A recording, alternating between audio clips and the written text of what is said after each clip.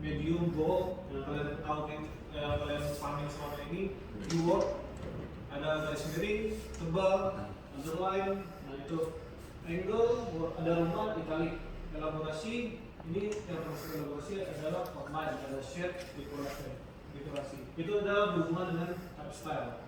Ini yang penting kalian pahami. Di Word itu ada, kalian bisa lihat di area atas itu home, itu ada B, I, sama U, underline. Dan itu adalah masuk ke tipe type style yang di-modify. Tapi dia ada 3 jenis. Ada web bobotnya berdasarkan light, medium, and bold. Angle, masalah angle ya. Ada roman, italic. Roman itu kayak regular, italic ada miring. Berapa derajat miringnya itu sekitar 60-an. Itu nanti kita akan bahas. Kemudian ada elaborasi. Apa yang kalian pilih? Type font apa yang kalian pilih dan style apa yang kalian gunakan? Ini dijabarkan nanti ketika kita sudah menyelesaikan tulisan kita, misalnya satu majalah, ini harus dideskripsikan. Typeface apa yang anda gunakan, type font apa, kemudian type style-nya apa. Ini yang perlu dipahami. 3 ini selalu berhubungan nanti. Nah, balik ke teori sedikit kemarin tentang teori anatomi huruf. Anatomi huruf dikenal dengan teori Gestalt ya, pertama yang kemarin. Ada sebutannya kalau di prinsip visual adalah negative space dan positive space. Di tipografi itu sama, cuman penamaannya saja yang berbeda. Namanya figur and color. Itu yang perlu kita pahami ya. Oke, sebentar, gue coba kasih satu. Selalu ada ini dan positive space. Ada 2. Negative space dan positive space. Kemarin sempat kita bahas negatif apa, positif apa. Dari teori Gestalt ini, kalau di prinsip tipografi ada 2 istilah. Kalau negatif itu adalah ground. Kalau positif itu disebut sebagai figur and ground.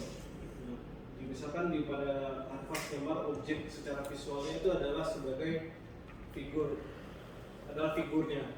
Groundnya adalah seperti tulisan yang gue bikin, huruf F ini adalah sebagai figurnya. Groundnya adalah ini merah putihnya, kontras.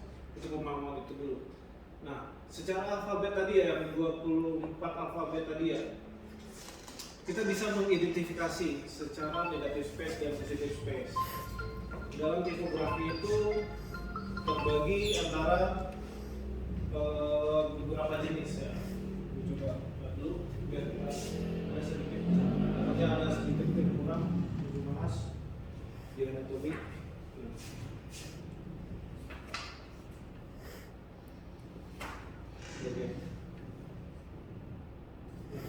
Yang ada beberapa klasifikasi dari huruf. Yang pertama itu adalah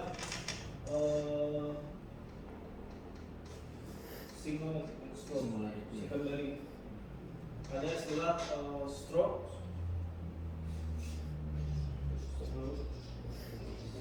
dan habis itu secondary stroke.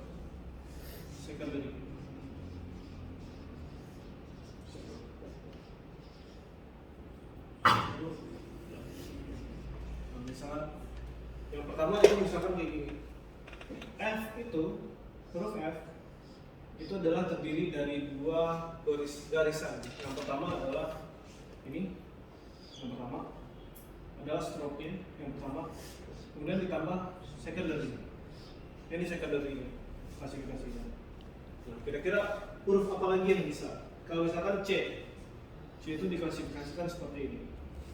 Yang pertama, harusnya sebelah sini, yang ini, itu C. Dia terdiri dari 2. Misalkan apa lagi? B. Kalau H gimana? Kalau H, pasti kita menulis pasti ada 2 stroke. Z apa? Pasti ada 2. Z misalnya ini terdiri dari ini, pasti sama. Ada 2 garis horizontal dan 1 diagonal. Ini nanti lagi. Ini berdasarkan stroke ya. Baris apa? garisannya ada terdiri dari yang pertama strong and tiga garis. Kemudian habis itu klasifikasi pertama atau yang perlu diketahui apapun itu hurufnya dia menggunakan itu. Kemudian klasifikasi yang selanjutnya berdasarkan jenis stroke-nya. Jenis stroke-nya itu ada 4. Terdiri yang kelompok pertama adalah garis vertikal dan horizontal. Vertikal plus horizontal. Contohnya apa? Ada tahu? Huruf apa yang terdiri dari vertikal dan horizontal? H sama T. Horizontal dan vertikal A. Ini vertikal, ini horizontal, vertikal. Apalagi yang jenisnya ada itu sama P. Betul. T 2 kali garis. Terus lanjut lagi. L betul. Ada lagi? Ini nanti sampai full ya klasifikasi. I betul. Ada lagi? Vertikal dan horizontal ya. Apalagi banyak. Kalau yang ini adalah diagonal. Apalagi jenisnya? F. F. Betul. E. F. Ada lagi nggak?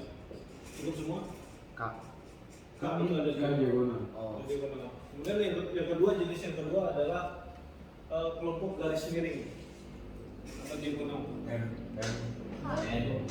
Diagonal. Betul. F. Apa? Z ya, betul. N. K, betul. Nah itu yang kelompok diagonal. Dan yang ketiga itu ada vertikal kurva. Kurva itu ada kayak setengah sirkel ya. Kayak gitu. Betul. Kurva. J, P, R, dan lain-lain. Yang keempat jenisnya adalah kelompok kurva yang setengah, mirip kayak C. Yang seperti C, setengah kalau begitu.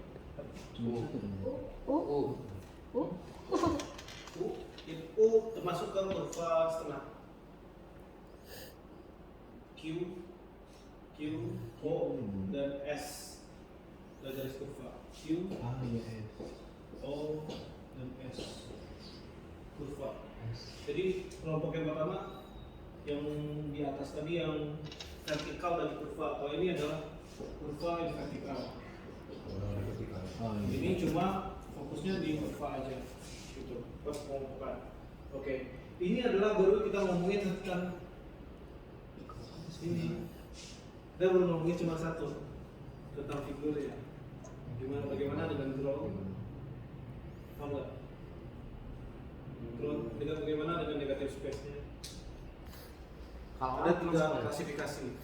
Kalau A masuk kemana? Diagonal. Diagonal. A selain A tadi.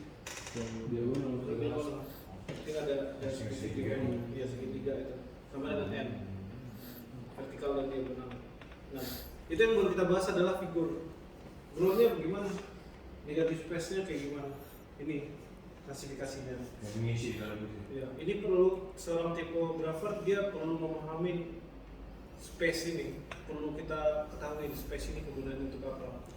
Jadi nanti ketika kita membuat sebuah logo, kontras itu kita bisa hadirkan di situ dengan mengkombinasi 2 huruf.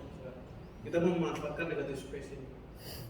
Jadi perlu pentingnya memahami tentang ini klasifikasi teori Gestalt ini. Gitu. Ini baru urusan teori negatif. Shape yang digunakan yang ada space di situ adalah di sini. Tetap di sini. C kurvanya setengah di sini. Ini dan di sini. Ini C. Itu negatif space-nya. Ini penting kita ketahui sebelum kita masuk ke anatomi dari huruf. Oke. Masih dipaham nggak? Gimana implementasi penggunaan teori Gestalt, prinsip Gestalt ke dalam tipografi? Itu beda-beda. Sampai sini ada pertanyaan mungkin?